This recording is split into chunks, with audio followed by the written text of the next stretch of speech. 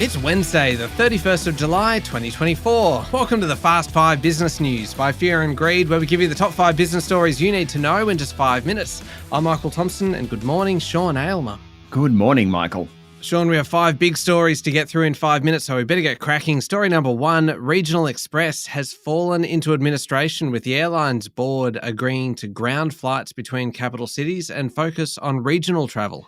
EY will act as the administrator, and Virgin Australia has moved to quickly secure 3 leases over aircraft from the flailing airline, better known as Rex. Virgin will also step in to fly passengers booked on flights that Rex cancelled yesterday.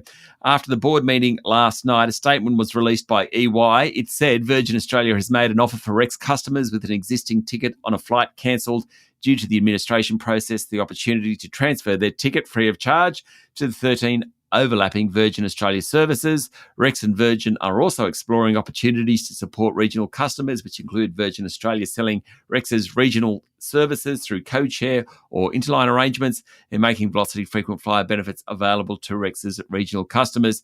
In a separate statement, Virgin said it will support Rex's employees who could apply for jobs at the airline, as well as via code sharing and ticket selling agreements on the remaining regional flights. Now, yesterday, the Prime Minister was asked about this. This was ahead of the announcement last night. He said that the government was speaking to the airline, but didn't really make it clear whether they'd be providing any money or not.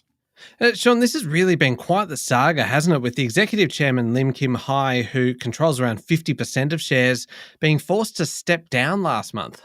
The board, including a long-time associate of Mr. Lim's, was unanimous in its decision to replace him as chair after ASIC queried related party transactions and Rex's acquisition of fly-in, fly-out operator National Jet. There's also been a vote to spill the board members. Now, only one person hasn't been spilled, and that's representative private equity firm PAG. PAG invested in Rex in November 2020 and is its main financier. It had the right to 2 board seats, only has 1 at the moment, but obviously wants to change the board. Away from the boardroom, analysts say its regional operations have been solid, but the decision to buy 9 Boeing 737 jets from Virgin when that airline went into administration and then use them to fly the Brisbane, Sydney, Melbourne corridor, taking on Virgin and Qantas, hasn't been successful. Plenty more to come on this one. Yeah, there certainly is. All right, moving on to story number 2 now. BHP will spend $3.2 billion to set up a joint venture with Canada's London family to buy Toronto-listed copper miner Philo Corp, which holds stakes in 2 copper projects, both in South America. BHP might have lost the fight for Anglo American earlier in the year, but clearly its appetite for copper remains. Now, it already has a 5% stake in one of the projects, something called Filo del Sol, and it wants to be part of the nearby Jose Maria mine. It's a long-term play. Both mines are 5,000 metres above sea level. There's no infrastructure in the region. In fact, calling them mines is probably a little ambitious because production is still expected to be years away. But the idea is that the JV partners build infrastructure, which can be shared by both sites, and BHP will own a large chunk of the assets. BHP's share price closed down 1.4% yesterday.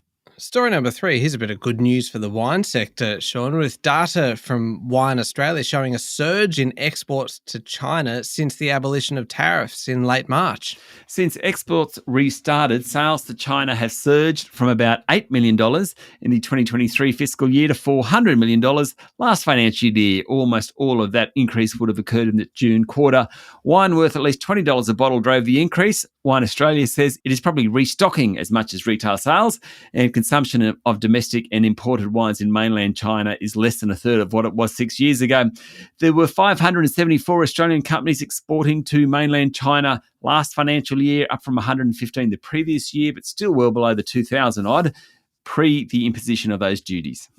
Story number 4, building approvals tumbled 6.5% during June following a rise in May, demonstrating really that the construction sector is still in the doldrums. Sure is. The monthly result was below expectations. The fall in total approvals was mainly driven by New South Wales, which fell 19% to under 1,600 homes, the lowest recorded figure for the state since January 2013 amid shortages of materials and labour. Private sector dwelling approvals excluding houses in June fell to the second lowest monthly level since January 2012. A 22% year-on-year fall came amid challenging conditions for apartments due to high construction costs and interest rates. Not much good news in that sector. All right, last one, Sean. Story number 5. Canberra has warned Australians in Lebanon to leave immediately amid escalating military action and concerns that flights may actually be hard to find as airlines scale back. The advice on the government's Smart Traveller site yesterday says the security situation could deteriorate rapidly throughout Lebanon with little or no notice. Some airlines have already postponed or cancelled flights. Further cancellations and disruptions could occur.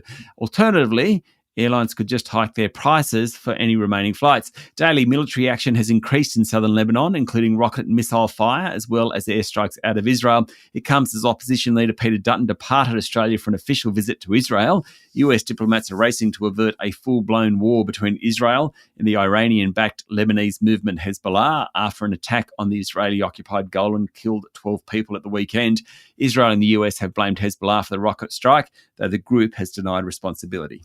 All right, there we go. The top 5 business stories in 5 minutes. Thank you, Sean. Thank you, Michael.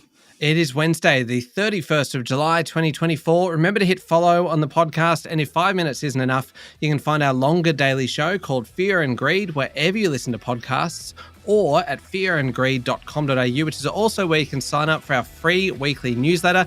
It comes out today, so there has never been a better time to head to the website, pop your email address in, and get on the mailing list. I'm Michael Thompson, and that was the Fast 5 Business News by Fear and Greed.